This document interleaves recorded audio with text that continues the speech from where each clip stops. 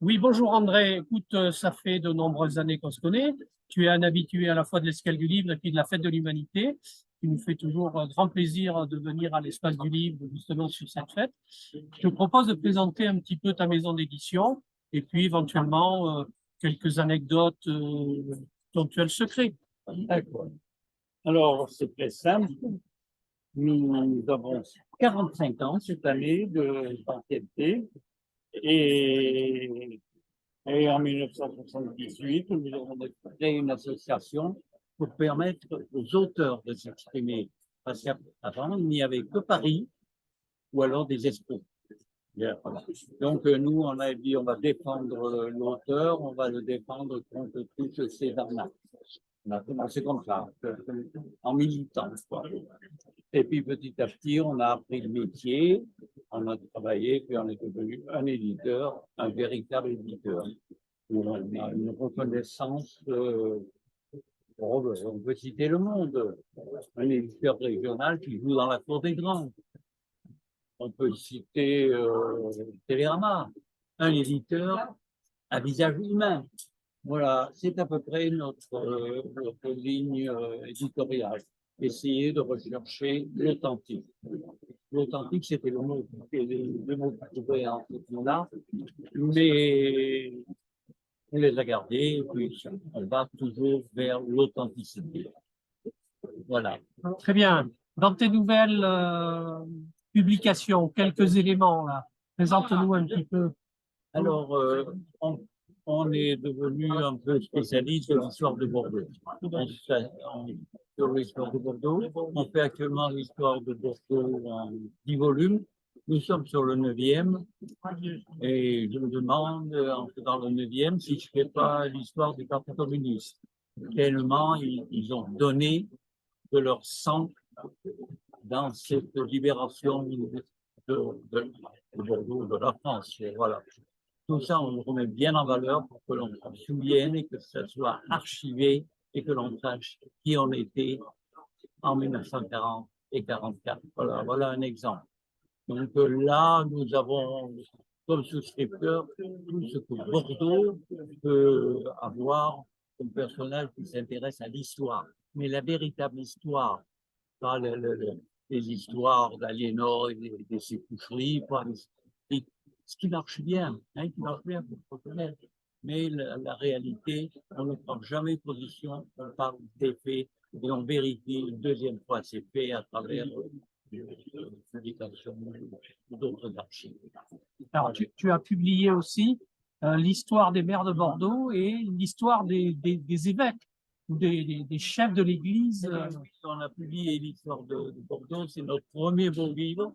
On a investi tous nos deniers de poche parce que nous n'avons jamais demandé de subvention.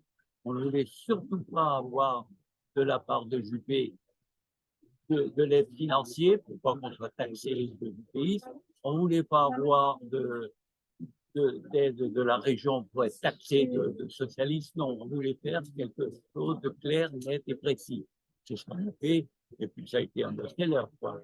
Ça a été un best-seller. Alors, on nous a dit, l'histoire des mers, c'est bien, mais la ville de Bordeaux, elle a été dirigée par les princes archevêques qui avaient une fortune incroyable, une puissance de la naissance à la mort sur l'individu.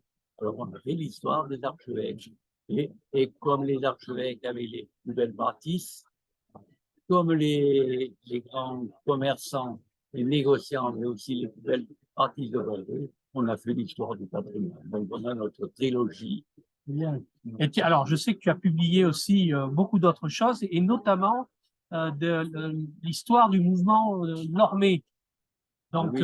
avec la regrettée Hélène.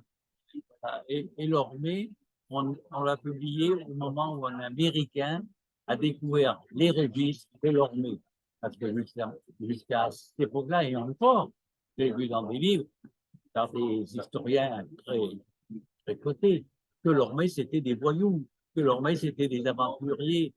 Mais non, le répertoire, ce sont des avocats, ce sont des prêtres, ce sont Ben, c'est la bourgeoisie qui se révolte. Et ça, on ne le sait pas. On l'ignore violemment en mettant l'ormée parmi les pesticides. Tout à fait. Alors, tu as aussi publié beaucoup de poèmes, enfin, et notamment des poèmes de notre ami Mado.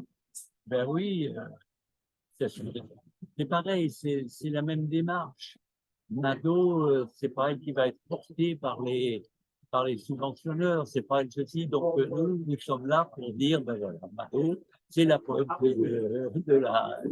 bon, du siècle, mais c'est la poète présente. Et aussi dans les choses que j'ai trouvées très intéressantes, c'est la publication du livre du juge sur Sur Marquet. non, alors il y a eu Marquet, Oui, non, non, mais Marquet, oui. sur le drame de la Dordogne, le village qui a été complètement rasé par les troupes allemandes. Non, non, non, non, non, non, c'est, comment il s'appelle? Il a été brûlé, le village. Ils ont fait brûler les gens dans l'église, etc. Au Radour-sur-Glane, voilà. Par notre ami, Évidemment, Radour, d'autant plus qu'on avait donc celui qui a publié le livre, Stéphane Capossas, c'est un juriste et il est extrêmement droit dans son jugement. tout à fait. Mais il a fallu reconnaître pour Radour, le drame a été fait par des Français, par des Alsaciens, et qui, lors du procès, n'ont jamais rien renié.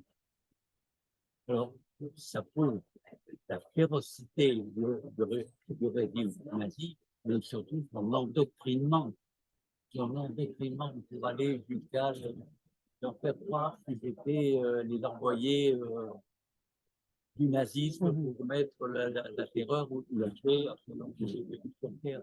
Ok. Quelques mots sur tes projets? Alors, sur les projets, c'est celui à l'heure actuelle de faire l'histoire de Bordeaux en 10 volumes. Comme au XIXe siècle, Zola a publié, ça s'appelait des fascicules, ces programmes annexés sur fascicules. Donc, c'est l'histoire de Bordeaux. On avait prévu 6 volumes, ça a été trop court. Donc, on est maintenant en 10 volumes et c'est vraiment notre succès pour sortir de cette période du Covid qui nous a saigné bien. Eh bien, écoute, merci beaucoup, André.